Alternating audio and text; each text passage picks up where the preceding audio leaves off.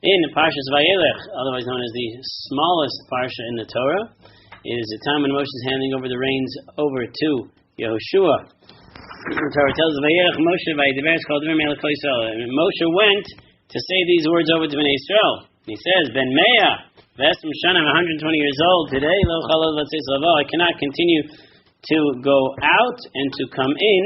And Hashem has told me, you're not going to pass over this Jordan River. So Rashi points out the idea of Vayelech Moshe, that what does it mean that Moshe can't go anymore? Is he too old? She says, no. You might have thought that Moshe was too old.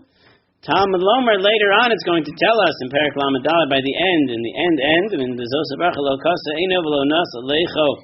that his eyesight did not diminish, and he had lost no strength. He has tremendous vitality.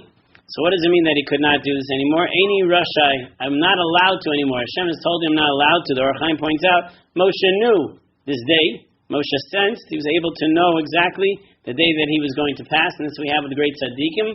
They know ahead of time when they're passing, and they usually prepare themselves. The minhag tzaddikim had when they would pass, they would usually put on a kittel, often wash their hands, lie in their bed, and then align their feet and hands appropriately, and because they sensed that their neshama was actually leaving them, because it was so deeply connected to their neshama, they'd be able to sense it. Moshe here knew this, and as the Orach Chaim points out, look, he gave this massive speech to everybody over here on the day that he's dying, which means he understands what's happening, but he has not lost any vitality. So one should not think that Moshe, was just getting old, and therefore, it was time for him to pass the baton.